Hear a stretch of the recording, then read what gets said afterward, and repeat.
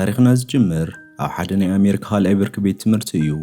ኣብኡውን ቀንዲ ተዋሳእትና ንላለ እታ ናይ ፈለማ ተዋሳኢትና ካት ዝተባህለት እንትኾን ኣዝያ ሓፋርን ህድእ ዝበለት ዓይነት ቆልዓ እያ። ቢያንካ ተባህለት ሓፍቲ እንትትልዋ ቢያንካ ግን ካብ ተጻራሪ ህውኽቲ ትባህል ዓይነት ቆልዓ እያ። ካብኡውን ካሜሮን ዝተባህለ ምሽኪናይን ለዋሃን ቆልዓ ምስ ማይክል ተባህለ ዓርኩና ሃለዎ ንሪኦ። እቲ ካልእ ተዋሳኢና ድማ ጆይ ተባህለ ወዲ ሃፍታም ቆልዓ እዩ።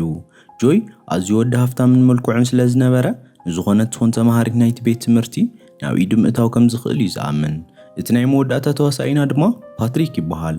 ፓትሪክ ኣዝዩ መልኩዕን ናይቲ ቤት ትምህርቲ ዕዋላ ዝበሃል ሰብ እዩ። ንዋላ ሓደ መስምዕ ዘይነበሮ እንትኾን ጸባዩ እውን ኣዝዩ ውፅእ ዝበለ ነበረ። ኣብ ዝቕፅል ምርኢት እውን ካሜሮን ምስ ታፐርክ ተባህለ ዳይሬክተር ናይቲ ቤት ትምህርቲ ተሎ ንሪኦ።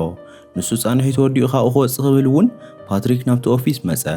ፓትሪክ እውን ናብቲ ኦፊስ ዝመፀ ዓንተወ እዋን ምሳሕ ንዝገበሮ ስርዓት ዘይብሉ ነገር ነታ ዳይሬክተር የቕረሳ ንኽሓትት ነበረ። ቀፂሉ ምርኢትና እውን ካሜሮንን ማይክልን ኣብቲ ቐፅሪ ቤት ትምህርቶም ናብ ዝናብ ትናበሉ እናሃለዉ ካሜሮን ንቢያንካ ይሪኣ እሞ ባህኸም ዝበለቶ ንማይክል እናተዛረበ የርእየና። ማይክል ግን ንዓስ ግደፋ በይዛኻ ወላዲ ኣዝዩ ተቆፃፃሪ እዩ፣ ቅድሚ ምምራቓ ኸኣ ናብ ዋላ ሓደ ናይ ፍቕሪ ርክብ ክትኣቶ ይፍቀደላን ብምባል ተዛረቦ። ድሓር እውን እዋን ትምህርቲ ተጀሚሩ ኩሉ ተምሃራይ ናብ ክላሱ ኣተወ። ኣብኡ እውን ጆይ ንካት የዛረባ እሞ ካት ድማ ሓሪቓ ዘይኾን ዘረባ ተዛረበቶ። ካት እቲ ቀደም ናይቲ ቤት ትምህርቲ ህብብትን ኩሉ ዝፈትዋን ዓይነት ተምሃሪት እያ ነይራ። ሕጂ ግን ካብኡ ብተጻራሪ ተባእሲትን ዋላ ሓንቲ መሓዛ ዘይብላን ዓይነት ተምሃሪት ኮይና ኣላ። ሃንደበት እውን ናብቲ ክላስ ፓትሪክ ኣተወ። እንታይ ዓይነት ሳብጀክት ከም ዘለዎም ሓቲቱ ድማ እቲ ሳብጀክት ንሱ ይፈትዎ ስለ ዘይነበረ ብዝኣተወላ ተመልሰ። እቲ ክላስ እውን ተጀሚሩ ካት ኣብቲ እዋን ክፍለ ግዜ ነቲ መምህር ዘይኾን ዘረባ ስለ ተዛረበቶ እቲ መምህር ሓሪቑ ካብቲ ክላሱ ሰጎጋ። ኣብ እዋን ፋድስ እውን ጆይን መሓዙን ንቢያንካ ምስ ረኣይዋ መሓዛ ጆይ ንጆይ ንቢያንካ ከምትን ካልኦት ብቐሊሉ ናብ ኢድካ ክትእትዋ ኣይትኽእልን እንተደሊኻ ነትሕዝ ብምባል ተዛረቦ። ጆይ ግን ነዚ ኣይለት ሒዘማ ክብረተይ የትሕትን ብቐሊሉ ኣብ ኢደይ ከመይ ከም ዘእትዋ ኸርእየካ እየ ኢሉ ወኸደ። ካሜሮንን መሓዙኡ ማይክልን እውን ኣብ እዋን ፋዱስ ንቢያንካ ዳግማ ይረኣይዋ። ካሜሮን እውን ንቢያንካ ካብ ልቡ ስለ ዝፈተዋ ማይክል ሓዚኑሉ ካሜሮን ንዓዓ ዝረኽበሉ ቀሊል መንገዲ ከተኣላልሸሉ ጀመረ። ቋንቋ ፈረንሳዊ እውን ዘምህራ ስለትደሊ ንምንታይ ከርድአ ኪልካ ዘይትላለያ ኢሉ ሓሳብ ኣምጻሉ። ኣብ ደገ ኣፍቲ ቤት ትምህርቲ እውን ጆይ ማኪናኡ ቅድሚ ቢያንካን መሓዛ እንደው ኣቢሉ ንዓናይ ክስኒየክን በለን። ንቢያንካ እውን ናይ ጆይ ማኪና ምስ ረኣያ ተሓጒሰን በቲ ሓሳቡ ብምስምማዕ ናብታ ማኪንኡ ደየባ። ኣብ እንዳ ቢያንካ ገዛ እውን ካት ቢያንካን ኣቦኡን እናዕለሉ ተለዉ ንሪኦም። ኣብቲ ሞት ንሱ እውን ወላዲአን ካት ኣፕላይ ጌራቶ ነበረት ናይ ካልእ ዓዲ ዩኒቨርሲቲ ድሕሪ ሃይስኩል ምረቓኣ ከም ዝቕበልዋ ዝገልጽ ደብዳበ ንካት ሃባ። ኮይኑ ግን እቲ ዩኒቨርሲቲ ካብ ከተማ ውፅእ ዝበለ ስለ ዝነበረ ወላዲ ኣቦኡ ሕጉስ ከም ዘይኮነ ተዛረባ። ቢያንካ ድማ ምስ ጆይ ዴት ክትወፅእ ከም ትደሊ ንወላዲኣ ተዛረበቶ። ወላዲአን ግን ከምቲ ዝለመዶ ቅድሚ ምምራቕክን ዴት ምውፃእ ኮነ ምስ ወዲ ክትረኣይ ኣይትኽእላን ብምባል ተዛረበን። ቢያንካ ግን ዘይኾነን ኢላ እንትካትዖ ወላዲአን እቲ ሕጊ የመሓይሸለን እሞ እሺ ካት ካብ ቤት ትምህርትኽን ሓደ ወዲ ተላልያ ዴት ተወፅያ ሽዑ ንዓኺ እውን ክፈቕደልኪ እየ እንተዘይኮይኑ ግን ወስ የላን ብምባል ተዛረባ። ኮይኑ ግን ካት ካብቲ ቤት ትምህርታት ፎቶ ዋላ ሓደ ወዲ ስለ ዘይብላ ሕጂ እውን ቢያንካ ምስ ጆይ ዴት ናይ ምውፃእ ዕድላ ትሑት እዩ። ቢያንካ እውን ድሕሪ እዚ ንዓይ ክትብል በይዛ ከምቲ ሓደ ወዲ ተላለይ ኢላ ክትምሕፀና ጀመረት። ካት ግን ዋላ ከይተሓስብዮ ኢላ ተሓዲጋ ተኸደት። ኣብ ዝቕፅል መዓልቲ ካሜሮን ንቢያንካ ቋንቋ ፈረንሳ ክርዳእ ኪሉ ኣብ ላብረሪ ተራኽቡ። ካሜሮን ግን ንእሽተይ ምስ ፀንሑ ኣይኽእልን ኢልዎ ንቢያንካ እንዴት ሓተታ። ብዝገርም መልክዑ እውን ቢያንካ ተሓጒሳ በቲ ሓሳቡ ተሰማምዐት። ካብኡ እውን ግን ወላዲአን ዘውፀለን ሕጊ ተዛረበቶ። ንሳ ፈለማ ዴት ምስኡ ቅድሚ ምውፃኣ ዓባይ ሓፍታ ካት ዴት ክትወፅእ ከም ዘለዋ ርደቶ። ካሜሮን እውን ድሕሪ ዘረባ ቢያንካ ምስምዑ ስለዚ ንሓፍትኺ ዝኾኑ ወዲ ክንደሊ ኣለና ማለት እዩ ብምባል ምስ ቢያንካ ኮይኖም ኣለሻ ወዲ ተተሓዝዎ። ብዙሓት ናይ ሃይስኩል ተምሃሮ ኣኪቦም እውን ኢንተርቪው ክገብሩ ጀመሩ። መብዛሕትኦም ግን ናይ ካት ሽም ኣብ ዝሰምዑሉ እዋን ካብ ልቦም እናሰሓቑ ዋላ ሓንቲ ድሌት ከም ዘይብሎም ክዛረቡ ጀመሩ። እዚ ፈተነ እውን ዋላ ሓንቲ ክሰምረሎም ኣይከኣለን። ኣብ እዋን ክፍለ ግዜ ሳይነስ ግን ካሜሮን ፓትሪክ ረኣዮ። መሓዙኡ ማይክል ግን እዚ ወዲ ጥዕና ዘለዎ ይመስለንን ይትረፈና ብምባል ተዛረቦ። ካሜሮን ግን ግድን ካት ዝኾነ ወዲ ክንረክብ ኣለና ብምባል ክዕልሎ ኸደ። ፍርሕ ትብዕ እናበለ እውን ከዛረቦ ጀመረ። ፓትሪክ ግን ብሒዝዎ ነበረ ድሪል መፅሓፎም ኪሉ ሰደዶ። ኣብ መወዳእታ እውን ማይክል ሓደ ሓሳብ መጻሉ። ሓደ ሃብታም ወዲ ደሊና ንፓትሪክ ቅርሺ ከፊሉ ንካት ክላለያ ክንገብር ኣለና ብምባል ተዛረቦ። ሽዑ ንሽዑ እውን ጆይ ትዝ ይብሎሞ ማይክል ክዕልሎ ኢልና ውኸደ። ቢያንካ ሓቢራ ምሳኻ ዴት ክትወፅእ ተደሊኻ ፈለማ ናሃታ ሓፍትካት ምስ ወዲ ዴት ክትወፅእ ስለ ዘለዋ ንፓትሪክ ቅርሺ ክፈሎሞ ንሱ ምስ ኣይኹን ካብኡ ንስኻ ምስ ቢያንካ ክትኮን ትኽእል ኢኻ ብምባል ረድኦ። ጆይ እውን ብሓሳብ ማይክል ተሰማምዐ። ካሜሮን ግን ጆይ ንቢያንካ ተሒዝዋ ኣነ ዳ እንታይ እየ ክርባሕ ኣነ ኮ ንዓኣ ካብ ልበይ ስለ ዘፍቀርኩዋ እየ ዝኽሉ ዋጋ ዝኸፍል ዘለኹ ብምባል እንትዛረቦ ማይክል ድማ ገለ ፀገም የለን ፃዓርከይ ጥራሕ ንዓይ እመነኒ ብምባል ተዛረቦ። ድሕሪ ሰዓቱ እውን ጆይ ናብ ፓትሪክ ከይዱ ህዲ ኢሉ ምስካት ዴት ንኽወፅእ ምንታን ሓተቶ። ፓትሪክን መሓዙትን ግን ብዘረባኡ ክስሕቁ ጀመሩ። ጆይ እውን ንሱ እንተጌርካ $20 ክህበካ እየ ብምባል ተዛረቦ። ፓትሪክ ድማ 50 ግበሮ ምስ በሎ ኣብ መወዳእታ ክልቲኦም ተሰማምዑ። ፓትሪክ እውን እዚኣ ማይ ተኣብየንን ብምባል ተኺሉ ናብ ካት ብምኻድ ክዕልላ ጀመረ። ኮይኑ ግን ንሳ ካብ ፈለሙ ምስ ረኣየቶ ዋላ ሓንቲ ባህ ስለ ዘይበላ ቤዛኻ ሓደገኒ ኢላ ተኸደት። እዚ ነገር እውን ብሩሑቕ የርእዩ ዝነበሩ ማይክልን ካሜሮንን ፓትሪክ ብቐሊሉ ኢዱ እንትህብ ማይክል ኣረ ህድእ በል ናብ ኢዱ ክእትዋ እዩ እኮ ኣይትሕሰብ ዝዓርከይ ብምባል ተዛረቦ። ንጽባሒቱ ፓትሪክ ካት ካብ ሓደ ሹቕ ናወፀት እንተላ ኣብ ማኪና ተጸጊዑ ጸናሓ። ዳግማይ ክዕልላ እንትፍትን እውን ስራሕ ይብልካ እንዴ ተወዲ ኢላቶ ናብ ማኪና ኣተወት። ጆይ እውን ይመጽ እሞ ፈሊጡ ንሳ ከይትንቀሳቐስ ማኪንኡ ኣብ ዘይኮን ደው ኣቢሉ መንገዲ ዓፀወላ። ካት ግን ዋላ ሓንቲ ተይመሰላ ብተግባር ሓሪቓ ነታ ማኪንኡ ሃረመታ። ምሸት ግን ወላዲኣ ከመይ ከምኡ ዝኣመሰለት ክባር ማኪና ተወቅዒ ሕጂ እኮ ንኻሕሳ ንኸፍሎ ዋላ ሓንቲ ቅርሺ የብልናን ኢሉ ተዛረባ። ካት ግን ዘረባ ወላዲኣ ይሕረቓ እሞ ኩሉ ግዜ ህይወተይ ክትቆጻጸር ኣይትፈትን ኢላ ሓሪቓ ክትምልሰሉ ጀመረት። ወላዲኣ እውን ድሕሪ እዚ ኣዝዩ ሓሪቑ እቲ ተቐበለክ ዩኒቨርሲቲ ኣዝዩ ርሑቕ ስለ ዝኾነ ናብኡ ከይድ ክትበላሾ ይደልን ስለዚ ናብኡ ክትከድ ተሓስቢ ብምባል ተዛረባ። ሓፍታ ቢያንካ እውን ተወሲኻ ከመይ ናይ ዝፈትዎ ቆልዓ ማኪና ተሃርሚ ብምባል ሓሪቓ ተዛረበታ። ንጽባሒቱ ጆይ ናብ ፓትሪክ ከይዱ ታዩ ነታ ቆልዓ እኮ ዋላ ሓንቲ ባህ ክትብል ኣይከኣልካን ተቐላጠፍባ ብምባል ተዛረቦ።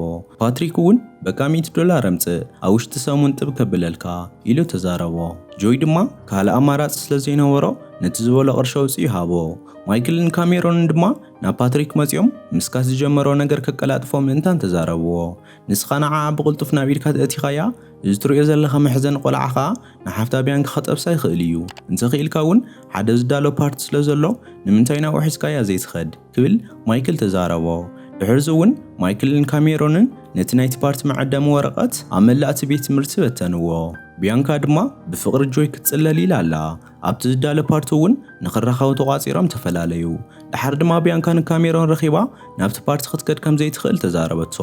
ካሜሮን እውን ኣይ ከምኡ ይትበሊ ንሓፍትኺ ዝገበርና ጌርና ናብቲ ፓርቲ ክትመጽእ ክንገብር ኢና ብድሕሪኡ ንስኹ እውን ከም ዝፍቀደልክ ክንገብር ኢና ብምባል ተዛረባ። ካብኡ እውን እስኪ ናሃታ ድሌት እንትፈትዎ ነገርን ተዛረበኒ ንሱ እንተፈሊጥና ንዓዓ ንምእማን ክሕግዘና እዩ እንትብላ ቢያንካ ንካሜሮን ሓቢኣ ናብ ናይ ካት መደቀሲ ክፍሊ ወሰደቶ። ካብኡ እውን ናብኡ ኣትዩ ካሜሮን ብዛዕባ ካት ብዙሕ ነገር ከጻሪ ጀመረ። ምሸት እውን ካሜሮንን ማይክልን ኮይኖም ንፓትሪክ ካት ትፈትዎ መግቢ ናይ ህይወት ምርምራት ትፈትዎ ሙዚቀኛታት ካልኦት ብዙሓት ብዛዕባ ካት ዝረኸብዎም ሓበሬታታት ተዛረብዎ። ጽባሕ እውን ትፈትዎ ሙዚቀኛታት ዘዳለዎ ባንድ ስለ ዘሎ ናብኡ ክትከድያ ስለዚ ድማ ንስኻ እውን ናብኡ ከይድካ ረኸባ በለዎ። ኣብ ዝቕፅል መዓልቲ ፓትሪክ ናብቲ ተባሃለ ቦታ ንካት ክረኽባ ኸደ። ናብ ውሽጢ ምስ ኣተወ እውን ካት ብርሑቕ ናደነሰት ተላ ረኣያ። ሃንደበት ዝመፀ ክመስል ኢሉ እውን ኮፍ ኢሉ ክሰቲ ጀመረ። ካት እውን ደኒሳ ምስ ወደአት መስተ ክትእዝዝ ኢላ ኮፍ እንትብል ንፓትሪክ ምስ ረኣየቶ ገሪምዋ ከመይ ክትመጽእ ክኢልካ ኢላ ሓተተቶ። ፓትሪክ እውን ነቶም ኣብዚ ተረኺቦም ዘለዉ ባንድታት ከም ዝፈትዎም ትዛረባ ካት ሓደ ዘመሳስሎም ነገር ስለ ዝረኸበት ኣዝያ ተሓጎሰት። ቅድሚ ምፍልላዮም እውን ፓትሪክ ንምንታይ ሙናት ጽባሕ ዝዳለ ናይ ቤት ትምህርትና ፓርቲ ሓቢርና ዘይንኸድ ብምባል እንትሓታ ንሳ ድማ እስኪ ንሪኦ ኢላ ሕራይ ወይ ይኾን እንተይበለቶ ሓዲጋቶ ኸደት። ኣብ ዝቕፅል መዓልቲ ምሸት ቢያንካ ምስ መሓዛኣ ናብቲ ፓርቲ ወላዲኣ ተረኣያ ተሓቢኣ ክትከድ ክትብል ወላዲኣ ኢድ ብኢድ ሓዛ ናብ እንዳንኹ ኢኺ ተሓቢኣ ክትወፅእ ዘለኺ ኢሉ እውን ትሓታ ኣብ መንጎ ሓፍታካት መፀት። ካብኡ እውን ቢያንካ ንሓፍታካት ቤዛ ክንሎ መዓንቲ ንዓይ ክትብሊ ናብቲ ፓርቲ ንኺድ ኢላ ለመነታ። ካት እውን ናይ ሓፍታ ምሕፀና ሕዚንዋ ኣብ መወዳእታ ብሓሳባት ሰማምዐት። ክዳና ገባቢራ እውን ክትወፅእ ክትብል ፓትሪክ ወስዳ ኣብ ደጋፍ ገዛና ተጸቢያ ነበረ። ፊልምና እውን ካሜሮንን ማይክልን ናብቲ ፓርትን መኻድና ትዳለውና ሃለዉ የርእየና።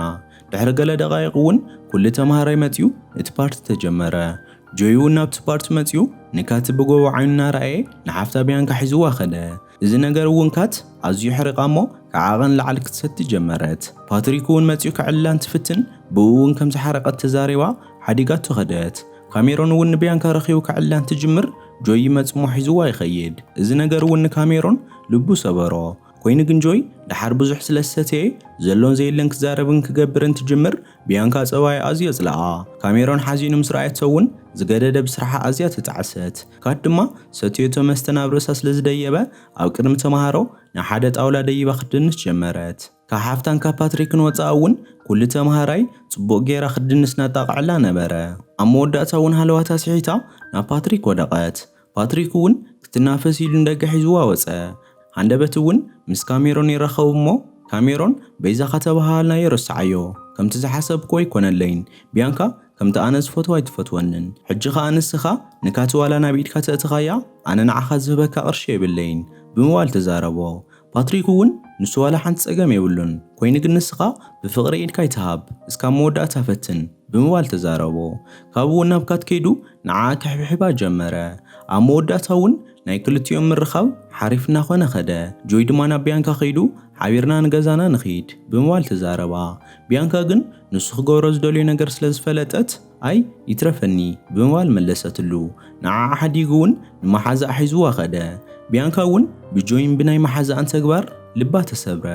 ንካሜሮን ምስ ረኸበቶ ድማ ንገዛ የብፅሐኒ ኢላ ሓተተቶ። ካት ድማ ፓትሪክ ንገዛ የብፅሐ እሞ ቅድሚ ምውራዳ ክስዕሞ ክትብል ፓትሪክ ደው የብላ እሞ ካልእ መዓልቲ ብምባል ተዛረባ። እዚ ነገር እውን ንካት ኣዝያ ክትሓርቕ ገበራ። ካሜሮን እውን ንቢያንካ ንገዛ ኣሰነያ። ካብኡ እውን ቅድሚ ምውራዳ ካሜሮን ዝኹሉ ክንደይ ነገር ንዓኺ ኢልና ገበርኩ ከመይ ናብ ጆይ ትኸዲ ብምባል ካብ ልቡ ሓዚኑ ተዛረባ። ቢያንካ እውን ሃንደበት ከንፈር ስዒማ ሓዲጋ ተወሪዳ ንገዛ ኣትወት። ኣብ ዝቕፅል መዓልቲ እውን ውሽጢ ክፍሊ ነቲ ንካት ኩሉ ግዜ ዝጓየቓ መምህር ሎማዓንቲ ብዛዕባ ፍቕሪ ዝኾነ ነገር ክተንብብ ከም ትደሊ ተሓቶ። እቲ መምህር ግን ሎማዓንቲ እውን ካብ ክላስ የውፅለይ ኢሉ ሰጎጋ። ጆይ ኣብ እዋን ክፍለ ግዜ ስፖርት ዓይኑ ብጨው ሓፂቡ ናብ ቢያንካ ከይዱ ናብቲ ቅድሚ ምረቓና ናብ ዝዳሎ ናይ መወዳእታ ፓርቲ ሓቢርና ንኺድ ኢላ ሓተታ።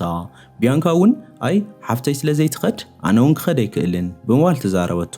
ጆይ ግን ብዛዕባይ ትሕሰቢ ኩሉ ነገር ዕርየየ እየ ኢልዋ ኸደ።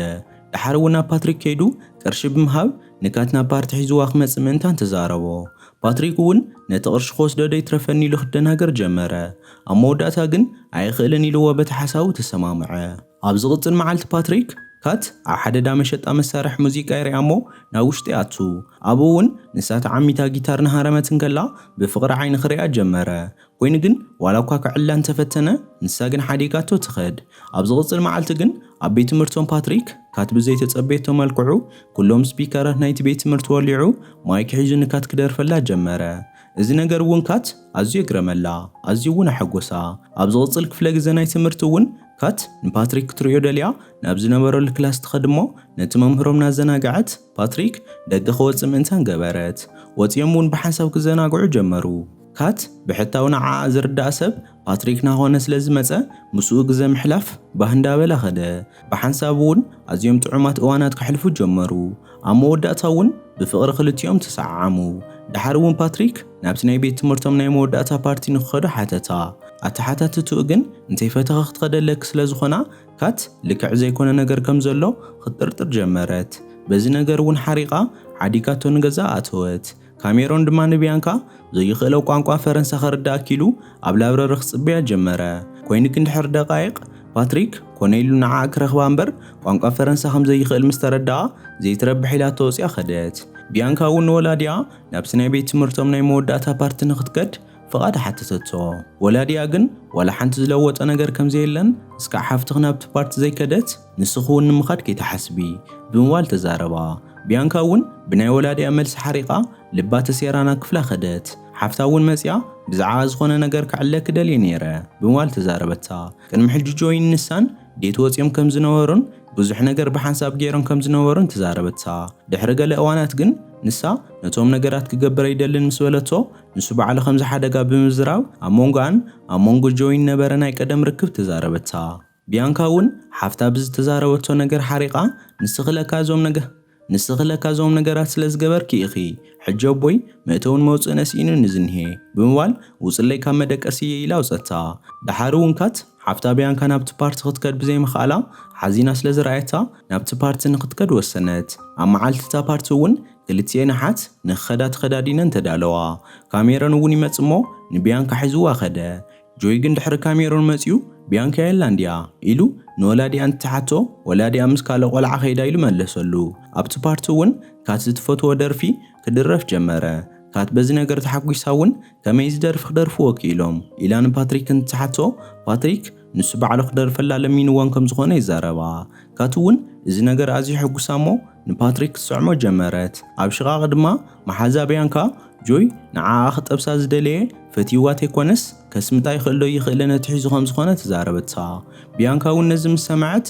ንባዕላ ምቁፅፃር ኣብይዋ ናበኸየት ካብቲ ሽቓቕ ወፂያ ኸደት ካትን ፓትሪክን ድማ ናዳነሱ ተለዉ ጆይና መንጎ ኣትዩ ንምንታይ ቢያንካ ምሳይ ክትኮና ተገባኣ ምስ ካሜሮን ዘላ ብምባል ሓተቶ ካት እውን ዝኹሉ ነገር ጠላዕ ምዃኑ ምስ ተረድአት ንሳ እውን ሓዚና ከም ሓፍታ ነቲ ፓርቲ ሓዲጋ ኸደት ፓትሪክ እውን ሲዒቡ ከምኡ ዝገበረ ካብ ልቡ ኣፍቂርዋ እምበር ንቕርሺ ኢሉ ከም ዘይኮነን ትዛረባ ካት ደፊኣቶ ንገዛ ኸደት ንጽባሒት ንጎ ቢያንካ ናብ ካት መጽያ ናታ ፍቓድ ክተማልአላ ኢላ ናብቲ ፓርቲ ስለ ዝኸደት ኣዝያ መስገነታ ወላዲኣ መጽኡ እውን ናብ ድላይ ዩኒቨርሲቲ ኸይዳ ክትመሃር ከም ትኽእል ትዛረባ ካት ሓጎሳ ምቁፅፃር ኣበያ ንጽባሒት እውን ክፍሊ እቲ መምህሮም ሓደ ተማሃራይ ወጽኡ ይግጥም ከምበወሎም ምንታን ተዛረበ ካብ ካት ወጻእ ግን ዋላ ሓደ ንምንባብ ፈቃደኛ ዝኾነ ተማሃራይ ነበረን እቲ መምህር እውን ወጽኣ ክተንብብ ምስ ፈቀደላ ካት ናብ ፓትሪክና ራእየትና በኸየት ክተንብብ ጀመረት እቲ ግጥም እውን መወዳ ኣብይዋ ካብቲ ክፍሊ ወጽኣ ኸደት